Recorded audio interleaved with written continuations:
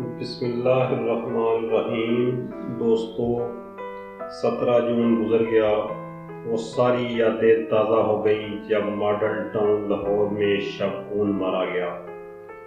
Police نے باپ پردہ ماؤں، بہنوں، بیٹیوں کے حجاب کی بھی پرواہ نہیں کی۔ ان کے چہروں پر تھپڑ مارے گئے، احتجاج کرنے والے کئی افراد کو غائب کر دیا گیا، ان پر مقدمات درج کر دیے گئے۔ ان میں سے متعدد کے تو پیشیاں بھگت بھگت کر گھر ہی اجڑ گئے۔ سہمی ہوئی سنتی اور سیاسی جمہوری اشرفیہ غلطی پر غلطی کیے جا رہی تھی۔ مشکوک کردار کے لوگ پولیس میں بھرتی کیے جا رہے تھے۔ گلو بٹ جیسے کارکنوں کو استعمال کیا جا رہا تھا۔ سیاسی مخالفین کے خلاف 11 گھنٹوں پر مشتمل اس آپریشن میں خواتین اور بوڑھوں کو بھی نہ بخشا گیا۔ حکومت کہتی رہی کہ وہ مسلح تھے، پولیس نے اپنے دفاع میں کام کیا، یعنی جھوٹ بول کر معاملے کو طول دیا جاتا رہا۔ پولیس اہلکار مشن کی کامیابی پر ایک دوسرے کو مبارکباد دیتے رہے۔ الغرض کیمرے کی آنکھ میں سب منظر دکھائے، مگر مجال ہے کہ سانحہ کے ذمہ داروں کو کیفر کردار تک پہنچایا جائے۔ یہ تو دور کی بات ہے، یہاں تو کیس ہی آگے نہیں بڑھنے دیا گیا۔ حکومت خود ہی کمیشن بناتی اور خود ہی رپورٹ دبا لیتی، اور کہا جاتا کہ یہ عوامی اور ملکی مفاد میں نہیں۔ پھر زیادتی یہ کہ لواحقین پر ہی مقدمے درج کر دیے گئے۔ مسئلہ یہ نہیں کہ اس سانحہ کے ابھی کتنے راؤنڈ باقی ہیں اور آخری راؤنڈ کب آئے گا۔ مسئلہ یہ ہے کہ قصوروار کب سامنے آئیں گے۔ مسئلہ یہ ہے کہ اگر تحریک انصاف کی حکومت نے بھی اس سانحہ کے قصورواروں کو بے نقاب نہ کیا تو اس حکومت کو ناکام ہی کہا جائے گا۔ چلیں مان لیں کہ سانحہ ماڈل ٹاؤن کا انصاف کرنا اور غیر جانبدار تفتیش کرانا سابق حکمرانوں کی ذمہ داری تھی، کیونکہ الزام ان پر تھا۔ اگر سابق وزیر اعلیٰ پنجاب شہباز شریف یا ان کے وزراء اس سانحہ میں بالواسطہ یا بلا واسطہ ملوث نہیں تھے تو وہ غیر جانبدار تفتیش سے خوفزدہ کیوں تھے؟ سابق وزیر اعلیٰ پنجاب نے میڈیا کے روبرو یہ بھی اعلان کیا کہ اگر جوڈیشل کمیشن نے ان کی طرف یا ان کی حکومت کی طرف اشارہ بھی کیا تو وہ بلا تاخیر عہدہ چھوڑ دیں گے۔ پھر بھی جب جسٹس باقر نجوی کمیشن نے اپنی تحقیقاتی رپورٹ جمع کرائی تو اس وقت کی پنجاب حکومت نے اسے تسلیم کرنے اور پبلک کرنے سے انکار کر دیا۔ شہدائے ماڈل ٹاؤن کے ورثاء کی طرف سے مسلسل 5 سال سے یہ مطالبہ کیا جاتا رہا ہے کہ سانحہ کی غیر جانبدار تفتیش کرائی جائے، مگر اس مطالبے پر عمل درآمد نہیں ہوا۔ لگ تو یہ رہا ہے کہ شاید چند روز میں یہ سانحہ بھی قصہ پارینہ بن جائے گا، لیکن کب تک؟ آخرکار وہ وقت بھی آ جائے گا جب عوامی عدالتیں ہوں گی، لہذا اس سے پہلے کہ عوامی عدالتیں لگیں، ہم کم از کم ان سانحات کی انکوائریاں کر لینی چاہیے جن میں ریاست نے ظلم کیا۔ مجھے کبھی امید تھی کہ سابق دبنگ چیف جسٹس میاں ثاقب نثار اس حوالے سے اقدامات اٹھائیں گے۔ ان سے سانحہ ماڈل ٹاؤن کی مقتولہ تنزیلہ امجد شہید کی بیٹی بسمہ امجد نے لاہور رجسٹری میں ملاقات بھی کی اور غیر جانبدار تفتیش کے لیے قانونی تقاضوں کے بعد قانونی مدد دینے کا وعدہ کیا گیا۔ پھر سپریم کورٹ کے لارجر بینچ نے بسمہ امجد کی غیر جانبدار تفتیش کے لیے دی جانے والی درخواست کی سماعت کی۔ سماعت کے دوران لارجر بینچ نے پنجاب حکومت سے موافقت مانگا تو پنجاب حکومت نے نئی JIT بنانے پر آمادگی ظاہر کی، اور یوں سپریم کورٹ کے لارجر بینچ کے سامنے سانحہ ماڈل ٹاؤن کی نئی JIT تشکیل دینے پر اتفاق ہو گیا۔ دوستو، اس کے بعد اس فیصلے کے خلاف اسٹے آرڈر آ گیا۔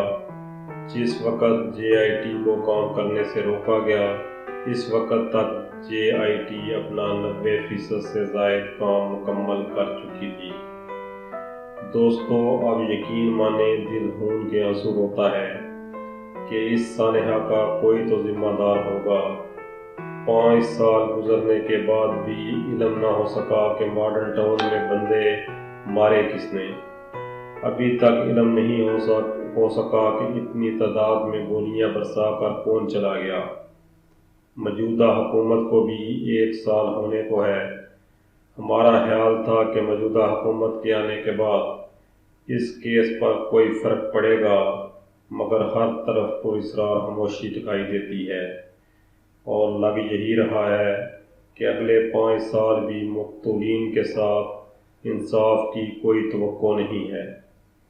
اگر توقع ہوتی تو اب تک کچھ نہ کچھ ہو چکا ہوتا۔ لہٰذا اس چیز سے ہٹ کر ہمیں سوچنا چاہیے کہ ذمہ دار